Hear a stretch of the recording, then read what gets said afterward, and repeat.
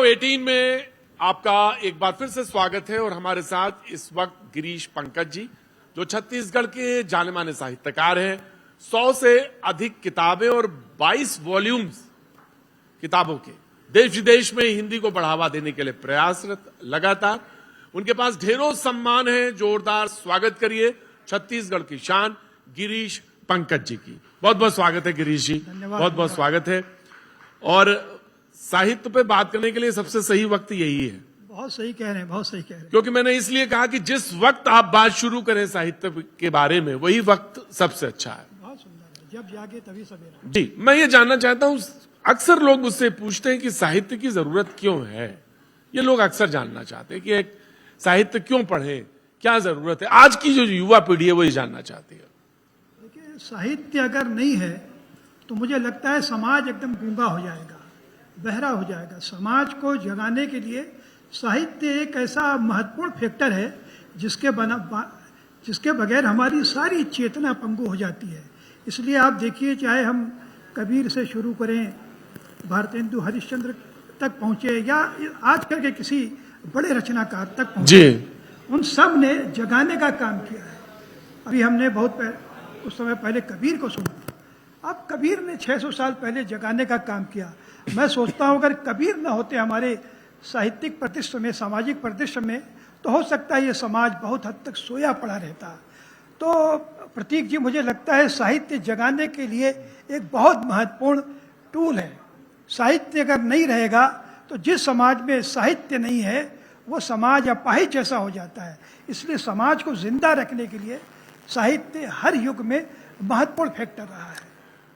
आज का जो समय है वो सोशल और मीडिया वो तमाम का है। जरा जिस चीज को आप साहित्य अब यहां पे ऐसे इस्तेमाल हो रहा है कि मैं चाहता हूं आप इस पे टिप्पणी करें कि अगर आपको मोहब्बत पे 4 लाइनें चाहिए तो आप नेट पे चले जाइए, मोहब्बत की 4 लाइनें मिल जाएंगी। अगर आपको अपनी माशूका से कोई बात कहनी है तो नेट पे चले जाइए, 4 लाइन। तो क्या साहित्य की बस इतनी भूमिका रह गई है कि बस हम अब मोहब्बत की 4 लाइनें ढूंढें?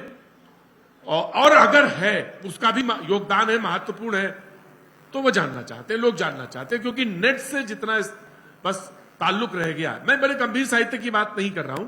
आज की युवा पीढ़ी जो सामने बैठी है, जो आपको लगातार सुन रही है, देख रही है, वो ये जानना चाहती है। देखिए, जीवन में मोहब्बत तो बहुत महत्वपूर्ण चीज है, लेकिन दुर्भाग्य है कि हमारी जो युवा पीढ़ी है मोहब्बत को इश्क के पर्याय के रूप में देखती है। जबकि मोहब्बत तो पत्नी से, बच्चे से, पिता से, समाज से, देश से, राष्ट्र से, सबसे होता है। लेकिन मोहब्बत को इतना हमने संकुचित कर दिया है कि सिर्फ एक रूहानी मोहब्बत भूल करके हमने जिस्मानी मोहब्बत को ही मोहब्बत समझ लिया है। इसलिए मैं जब अपना एक शेर है जिसे भारती बंधु ने भी कोट किया, मैं कहना चाहता हूं कि मोहब्बत को व्यापक फलक में देखने की जरूरत है। हम सिर्फ हिंदू हैं तो सिर्फ हिंदू से मोहब्बत न करें, हम पूरे समाज से मोहब्बत करें।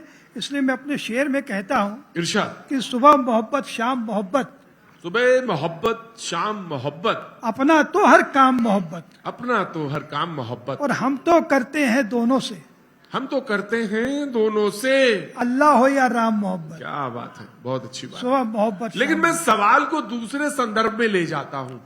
आज का जो युवा है, जो मुझसे टकराता है, अक्सर टकराता है, आपसे भी टकराता है, वो ये इस जरूरत पे आ गया है कि वो जरूरत की चीज खोज रहा है।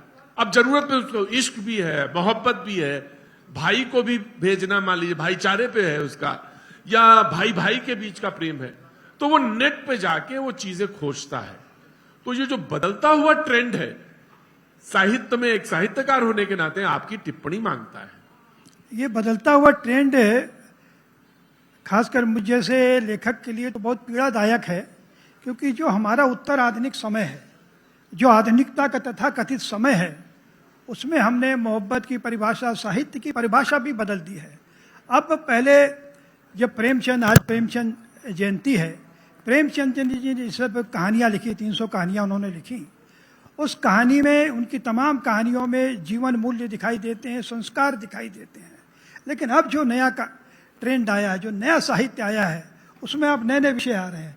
लिव इन रिलेशनशिप आ रहा है, समलैंगिकता आ रही है, तमाम तरह की। तो क्या इसको साहित्य को इस पे प्रतिबिंब नहीं डालना चाहिए? क्या इसको इस पे ये जो बदलता हुआ समय है, क्योंकि ये तो चैलेंज कबीर के सामने भी रहा होगा, ये चैलेंज तुलसी के सामने भी रहा होगा, ये चैलेंज तो अपने आधुनिक कवि जो हैं, प्रगतिशील हो चाहे प्रयोगवादी हो, नई कविता हो, सबके सामने चैलेंज रहा होगा। तो क्या उस चैलेंज को हमको सामना नहीं करना चाहिए, या छोड़ देना चाहिए, या उसको सहजता से स्वीकार करना चाहिए? ये बहुत अच्छी बात आपने की, चैलेंज को स्वीकार करना चाहिए, लेकिन उस चैलेंज की भी एक सीमा होती है। अगर वो चैलेंज सकारात्मक है, समाज को बनाने वाला चैलेंज है, तब तो बहुत अच्छी बात है। लेकिन वह चैलेंज, वह जो परिवर्तन, वो जो नयापन अगर समाज को रसातल में ले जा रहा है, तो चिंता वाली बात है। जैसे मैं जानना चाहता हूं, ये जो नई पीढ़ी है, मैं उसी के संदर्भ में बात कर रहा हूं, क्योंकि साहित्य के सामने सबसे बड़ी चैलेंज ये है कि उसको पढ़ कौन रहा है। पहले तो यह कि छाप कौन रहा है, छप जाए तो फिर पढ़ कौन रहा है। तो पढ़ने और छापने और पढ़ने के बीच में एक तीसरा कोण यह डेवलप हो गया कि नेट के माध्यम से लोगों को मिल रहा है, ये मोबाइल उठाते हैं, हम सारे लोग देखने लगते हैं। तो जो ये चैलेंजेस आ रहे हैं, इसको क्या एड्रेस करने की जरूरत नहीं है? मैं ये जानना चाहता हूं। नहीं, जो चैलेंज आएंगे स्वाभाविक है कि जब हाईटेक हम लोग हो गए हैं, हमारे जो मोबाइल जैसा सॉफ्टवेयर हमारे पास आ गया है, ये जो एक ऐसा माध्यम मिल गया है जिसमें सारी चीजें, सारी दुनिया उसमें से सिमट गई है, तो उसके अनुरूप ही हमारा जो नया लेखक है लिखने की कोशिश करता है। अब तो एआई का दौर आ गया है, मैं वही कहने वाला था। एआई का दौर आ गया है जिसमें आपकी सारी संवेदना, आपने कह दिया मोहब्बत, तो मोहब्बत पर एक कविता चली आ रही है। बहुत सारे लोग एआई के जैसे मैंने किसी से बातचीत कर रहा था और एआई के संदर्भ में साहित्य को लेकर बात हो रही थी, या किसी आर्ट ऑफ फ्रेम पे बात हो रही थी, तो मैंने उनसे ये बात कही कि जो थोड़ी सी कमी रह जाती है हमारी किसी भी काम करने में, जैसे मैंने मिसाल के तौर पे ये कोट्स पहना हुआ है, मैं एक बात कह रहा हूं, कोट पहना हुआ है लेकिन इसमें शिकन है, लेकिन ये जो शिकन है यही खूबसूरत लग रहा है, लेकिन अगर इसको हमने मशीन के द्वारा पहन लिया या बना लिया तो ये शिकन खत्म हो जाएगी, तब तो वो आर्टिफिशियल है। लेकिन अगर वो शिकन है, जो छोटी सी जो कमी रह जाती है हमारे आप के करने में, वो हमें खूबसूरत लगती है। तो क्या इन संदर्भों में वो लेके जो नया साहित्य सृजन हो, इन सारी चीजों की जो कोई चैलेंजेस हैं, एआई जैसे सामने खड़ा है, उसको कहना है कि 100 कविता उत्सव के ऊपर, तो 100 कविता उत्सव के ऊपर निकाल के या बना के दे देगा। आपने शब्द डाल दिए कि ये शब्द भी आए और उत्सव पे कविता बन जाए, तो बना देगा वो बना देगा। कि मैंने खुद भी प्रयोग किया है, एआई में टाइप करके मैंने देखा, तो माँ पर कविता, पिता पर कविता आ जाती है। लेकिन अब इससे हमारी मौलिकता कैसे नष्ट हो रही है जी। हमारी जो नई पीढ़ी है, हाँ। वो इतनी पराश्रित हो गई है एआई पर कि उसने मोहब्बत पे या इश्क पर एक कविता आ गई और कहा कि ये मेरे नाम से उन्होंने फेसबुक में या सोशल मीडिया में कहीं डाल दिया। तो हमारी युवा पीढ़ी की मौलिकता खत्म हो रही है। तो ये एआई ने हमारी मौलिकता खत्म की है। वो टूल बहुत अच्छा है, उस माध्यम से आप ज्ञान अर्जन कर सकते हैं, लेकिन अगर मौलिक चीज आपको चाहिए तो एआई से दूर होकर के आपको अपनी मेधा का, अपने दिमाग का मुझे ऐसा लगता है कि मैं अपनी बात तो अगर मैं कहूँ आपसे, क्योंकि आज साहित्य पर बात हो रही, एक तो बात ही नहीं होती लोगों की, और अगर ये संदर्भ बन जाए तो बहुत अच्छी बात है।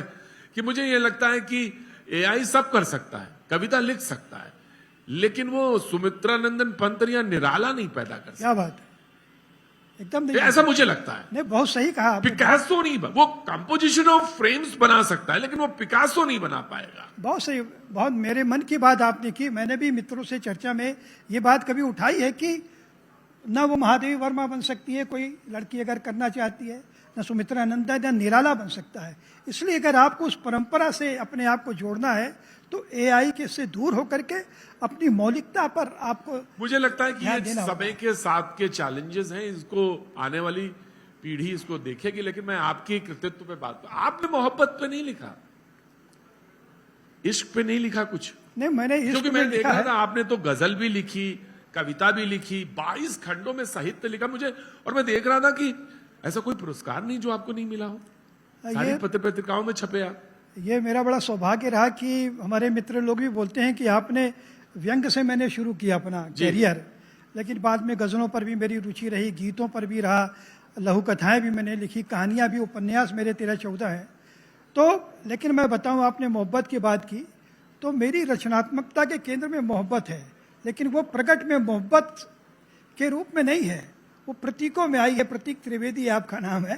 तो बहुत प्रतीकों में मैंने मोहब्बत की बात की है। समाज में जिस तरह से नफरत की बातें हम देखते हैं, मैं घृणा अग्निश जी, हम मैं इस देखते हैं। बार बार जो मोहब्बत और इश्क कह रहा हूं, इसको इस संदर्भ में मत लीजिएगा कि कोई हर चीज बेचने के इस दृष्टिकोण से। मैंने इसलिए, क्योंकि एक ऐसा सब्जेक्ट है जिसको हर कोई छूता है, चाहे फिल्मकार हो, चाहे कवि हो, चाहे नाटककार हो, चाहे पेंटर हो, हर आदमी छूता है, इसलिए मैंने कही। ये बहुत सही कहा आपने।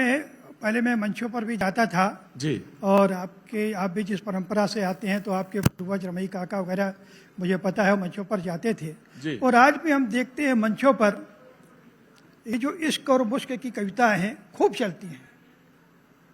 जो नई पीढ़ी है उसको बहुत उसका आनंद लेती है, लेकिन उस आनंद में हमारी जो मूलभूत समस्याएं हैं, जो मूलभूत हमारे बिंदु हैं, वो छूट जाते हैं। लोग उसी में पागल हो जाते हैं। पता लगा कोई दीवाने पर कविता कर रहा है, कोई इश्क पर ही कविता कर रहा है, लेकिन जो मूल बात है, जो समस्या है, जो देश हमारा संकटग्रस्त है, राष्ट्र के सामने जो चुनौतियां हैं, समाज के सामने जो रूढ़ियां हैं, उस पर कौन लिखेगा? आपने कहा ना कोई दीवाना कहता है शब्द का हाँ, इस्तेमाल किया, तो वो साहित्य जो है करते करते कहीं कुछ लगता है कि कुछ और जगह भटक सा गया। क्या है, दुर्भाग्य है कि लोग दीवाना कहते हुए लोगों को दीवाना बनाते हैं, फिर पता लगा ट्रैक बदल के राम कथा कहने लगते हैं। ये हमारा ऐसा भयावह दौर है कि हमारा सामने, हमारे कुछ साल पहले हमने एक योग गुरु को देखा, वो पूरी दुनिया को योग सिखा रहे थे। पता लगा बाद में वो व्यावसायिक गुरु हो गए। तो ये जो परिवर्तन हमारे समाज में हो रहा है, ये जो उपभोक्तावाद आ रहा है, वो मंचों पर भी है जी, और हमारे जीवन में भी है। वो है क्या, जब बाजार है पूरा, तो बाजार के नियम भी उस सब में लगेंगे, तो वो कविता में भी लग रहे हैं। तो एक कविता है जो मंच पे पढ़ी जा रही है, कविता है जो किताब में लिखी जा रही है। तो ये दोनों का अलग अंतर भी है। लेकिन आपने जो बात की बहुत महत्वपूर्ण है। बाजार तो हमारे जीवन में बहुत जरूरी है, लेकिन अगर हम बाजारू हो जाएं, वाह, तो वो गलत है। जी जी। इसलिए हमें बाजार का ध्यान रखना है। एक शायर ने कहा कि दुनिया में हूं, दुनिया का तलबगार नहीं हूं, बाजार से गुजरा हूं, खरीदार नहीं। तो हमें बाजार से तो गुजरना पड़ेगा। बहुत अच्छी बात कही। बाजार हमारे जीवन का सत्य है, लेकिन हम अगर बाजारू बन जाते हैं तो फिर और हमारा साहित्य में आके ये और इसलिए तब्दील हो जाता है क्योंकि साहित्य जो है फिर वो दृष्टि देता है, जी। ये मौलिक दृष्टि देने का काम है उसके पास। बहुत सारे काम है, ऐसा नहीं है, मैं सिर्फ एक ही लॉन्गिट्यूड या हॉरिजॉन्टल लाइन नहीं खींच रहा। उसके पास बहुत सारे संदर्भ होते हैं। उसमें एक संदर्भ वो भी है कि जब वो आपको कहीं कहीं एकांत में बैठ के आप पढ़ रहे हैं, तो आपका सहचर भी हो सकता है। आपने जो बात की तो मुझे फिर अपना एक मुक्तक याद आ रहा है प्रतीक जी, कि साहित्य है क्या। 4 पंक्तियों में मैं कहना चाहूंगा जी, कि जिसमें जनगण मन का वंदन, वाह, जिसमें जनगण मन का वंदन वह सच्चा साहित्य, और जिसमें करुणा का स्पंदन वह सच्चा साहित्य, और आजादी का अर्थ नहीं हम हो जाएं निर्वस्त्र, जिसमें नैतिकता का बंधन वह सच्चा साहित्य है। कोई इच्छा जिसको लगता है क्योंकि इतना सब कुछ लिखने के बाद, इतना कुछ कहने के बाद कुछ रह गया जो अभी भी एक कवि के रूप में, एक नाटककार के रूप में, एक आंकिकार के रूप में जो है वो कहना चाहिए आपको, या समय के साथ कहेंगे अभी आपका? देखिए, कहने को तो समय की सीमा है। मैंने इतनी बहुत सारी विधाओं में लगातार बातें अपनी रखी हैं, और मेरे साहित्य का लक्ष्य भी यही है। अगर मैं गज़ल कहता हूँ या गीत लिखता हूँ तो लोक मंगल को मैं ध्यान में रखता हूँ। जो भावना तुलसी की थी, जो कबीर की थी, उन्होंने रचना इसीलिए की, अपने आत्म सुख के लिए नहीं। तुलसी तो कहते हैं तुलसी रघुनाथ गाथा, स्वांतः सुखाय तुलसी रघुनाथ गाथा। तो वो स्वांतः सुखाय करते हैं, लेकिन वो अपने लिए नहीं कहते, वो लोक मंगल के लिए रामचरितमानस जैसा महान ग्रंथ लिखते हैं। तो हम तो उनकी चरण रज लेकर के साहित्य में नवाचार करने की कोशिश करते हैं।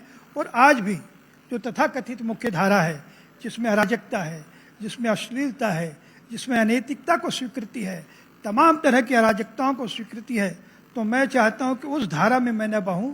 और जो हमारी परंपरा है, जो कबीर की परंपरा है, जो तुलसी की परंपरा है, निराला की परंपरा है, उस परंपरा का अनुपालन करते हुए नए विमर्श करूं। तो ये मेरे साहित्य का हमेशा लक्ष्य है। साहित्य में नए विमर्श भी आते हैं, नए नए संदर्भ भी जुड़ते हैं, नया कंटेंट भी होता है, कथ्य भी होता है, और कहने की जिसे कहते हैं कि एक शैली भी डेवलप होती है। आपसे बातचीत हुई, मुलाकात हुई, एक छोटा सा आपने एक संदर्भ भी दिया। किसी समय बैठ के लंबी वार्ता का भी मौका मिलेगा आपसे साथ, क्योंकि एक लंबा साहित्य का सृजन आपने किया है। बहुत बहुत शुक्रिया। चलिए, उत्सव बहुत 18 बहुत बहुत न्यूज़ 18 को बहुत बहुत साधुवाद कि उसने उत्सव नामक एक कार्यक्रम किया, और उत्सव हमारे जीवन का बहुत महत्वपूर्ण अंग है। और न्यूज़ 18 एक ऐसा चैनल है जिसको मैं सच बोलूं, ये मुंह देखी बात नहीं है, लगातार मैं नियमित रूप से उसको देखता हूं। और जो भैया जी कहीं है हाँ, उसको अनिवार्य रूप से मैं 6 से 7 बजे देखता हूं। बहुत अच्छी बात है। और ये आपने मेरे जीवन का सौभाग्य है कि उस व्यक्ति को मैं खोज रहा था, पर्दे पर तो देखता था, कभी सोचता था उससे मुलाकात होगी तो बात होगी, और संयोग देखिए न्यूज़ 18 के कार्यक्रम पे उत्सव में आपसे मेरी मुलाकात हुई। आप लगातार इसी तरह से बेबाक तरीके से अपना काम करते रहे, न्यूज़ 18 इसी तरह से आगे बढ़ता रहे, यही मेरी शुभकामना है। बहुत बहुत धन्यवाद जी।